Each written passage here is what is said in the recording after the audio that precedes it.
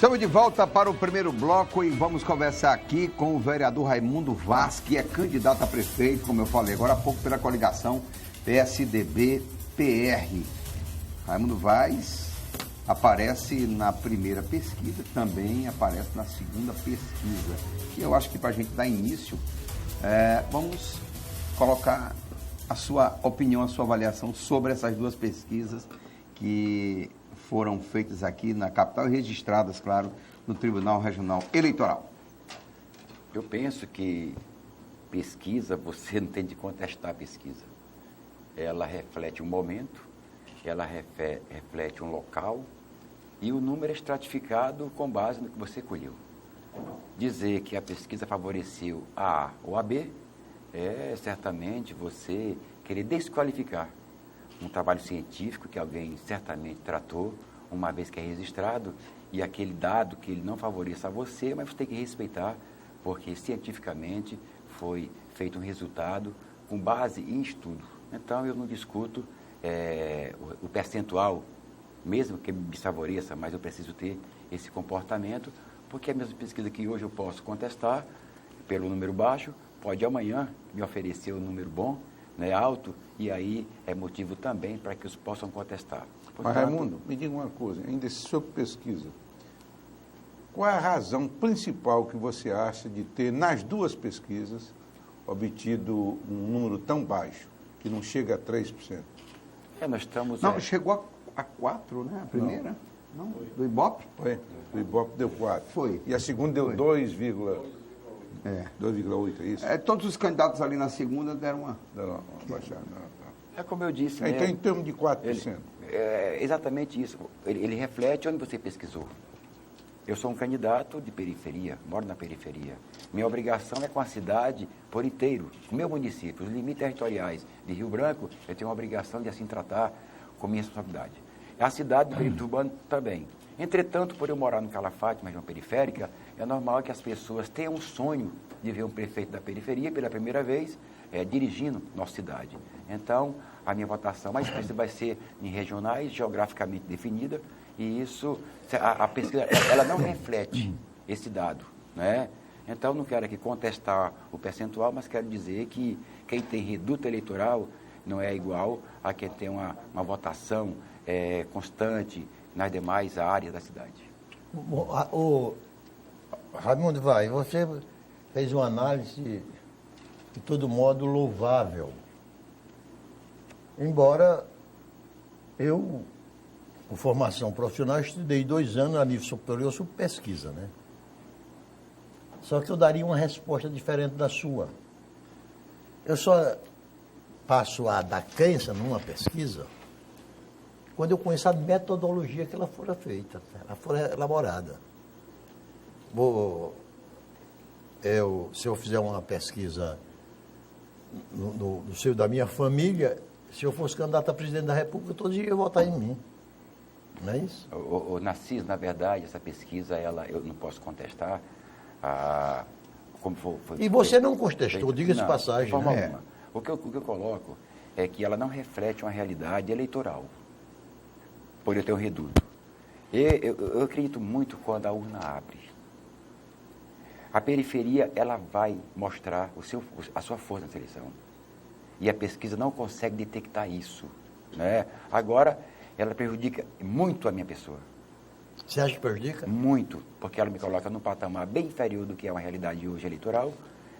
Mas qual é o reduto que você acha tão importante assim que possa influenciar de forma gigantesca, eu diria, esse resultado?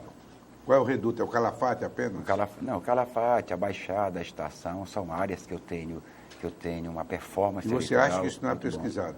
Não, eu acho que é pesquisado, mas se você vai para o universo de número pesquisado naquela região e em mais 300 bairros, você vai verificar que isso é impossível você estratificar um dado que represente o real. Raimundo Vaz, eu estava ontem em Belém. Estava em Belém. E é uma capital que eu sempre visito. Belém e Natal por questão de família. Belém é uma rede da família da Séria e Natal a minha. E antes de ontem nós parávamos lá no centro de Belém e ficamos observando. Eu nunca vi, há pouco mais de 3 semanas de uma eleição, na rua um clima como se a eleição ainda fosse daqui a 2 anos. Parece que não existe campanha. Aí eu lhe pergunto, esse clima Aqui também, né, Narciso? Aqui Também. Eu tenho visto uma movimentação muito grande, assim, de ver na mídia eletrônica, mas na rua, eu vi algumas vezes... A temperatura é baixíssima, né? A sua, no Universitário, lá na Baixada hoje, você está na região da Baixada trabalhando, eu tenho visto do Raimundo. Ô, Raimundo, esse clima favorece os candidatos profissionais, tradicionais, ou prejudica ou favorece o novo? Favorece a tradição, favorece, infelizmente, ao poder econômico, ao poder da influência, aqueles que têm como chegar mais próximo de pessoa num período tão curto. Por exemplo, eu não faço campanha no terminal urbano. No centro da cidade, eu venho aqui para trabalhar. Eu faço na periferia. Eu faço campanha na periferia todo dia, de manhã, à tarde e à noite. Tiro apenas meu período de obrigação na Câmara para não fazer campanha. E sei de uma realidade. E por que faço campanha na periferia? Porque é lá que eu conheço o problema que a pessoa está vivendo. Aqui no terminal urbano, eu vou ver pessoas. Eu posso parecer popular, mas não é. Que é uma diferença imensa entre você falar com pessoas quando você quer falar e falar com pessoas quando as pessoas querem falar com você. E esse engodo, essa mentira que o pleito eleitoral traz como verdade para nós, é uma injustiça. Para que você possa influenciar pessoas de que está muito bem. Então, eu acredito muito no resultado real, prático, que você observa como é que está falando com pessoas e lá onde as pessoas moram. Bom, você tem insistido muito na questão da campanha da periferia, de periferia. Você acha que os candidatos adversários seus também não estão na periferia, apesar de eu reconhecer que você tem toda uma tradição, uma vivência, um passado e trabalho prestado nessas periferias? Vocês acham que os seus adversários não penetram nessas periferias? Não, penetra, porque eles têm todo o instrumento. A prefeitura, por exemplo, ela tem uma estrutura eleitoral montada em cada bairro, em cada regional, então está lá também constantemente. Né? Só que eu estou num trabalho discutindo a minha cidade, não estou atrás apenas de voto. Então, o poder público, ele tem uma estrutura administrativa que transforma isso em eleitoral. Então você considera que a reeleição é uma covardia, um candidato não se afastar para disputar uma eleição? Ele no cargo? A reeleição é o instituto mais indecente que existe. Nem na ditadura militar, colocaram no Facebook, uma pessoa colocou, disse, nem na ditadura militar eles tiveram a coragem, os militares. Ele mantinha o regime, mas as pessoas trocavam as pessoas. Então, né? Para mim, a reeleição ela é desonesta, né? Ela é injusta e ela só favorece a perpetuação de um poder que é muito caro. Vocês não imaginam o valor que é uma reeleição.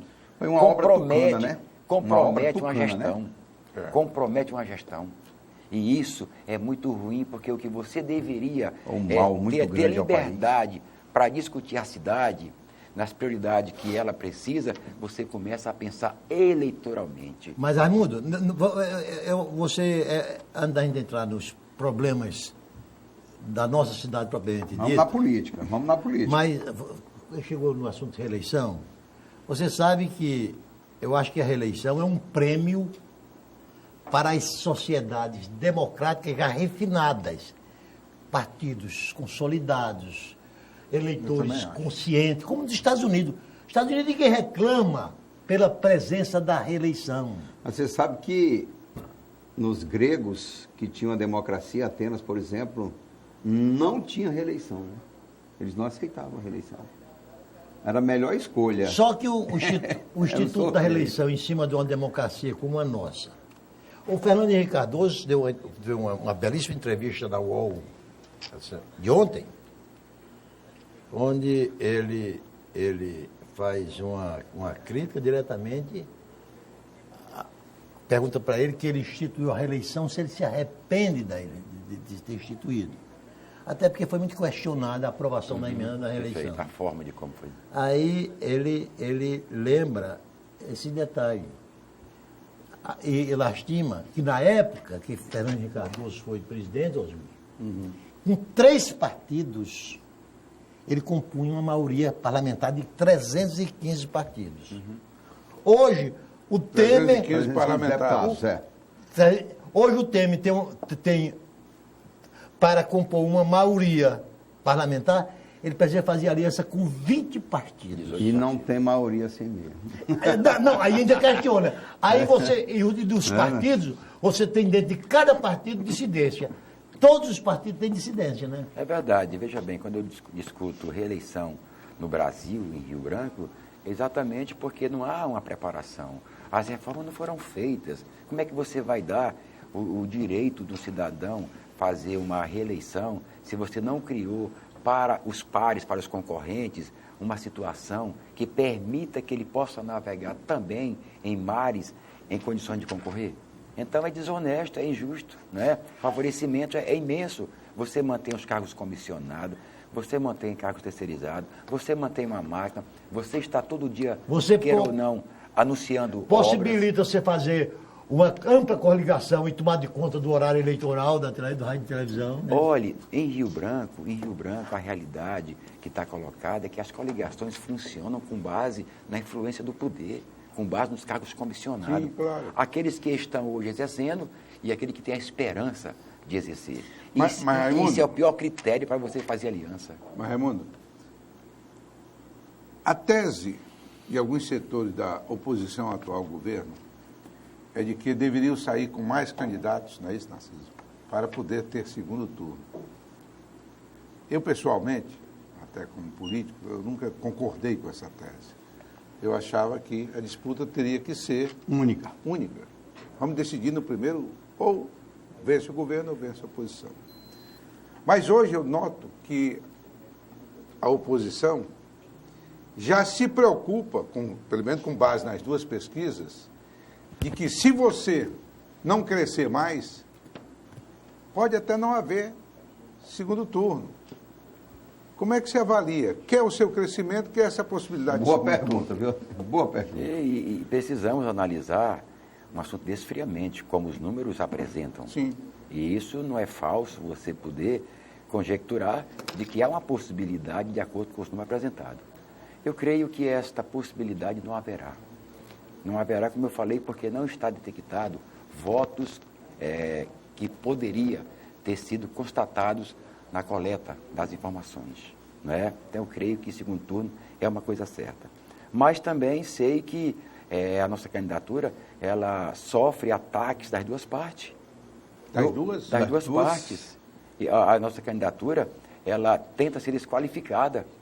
Não sei por qual razão, pela oposição nossa, e, ao mesmo tempo, pela gestão.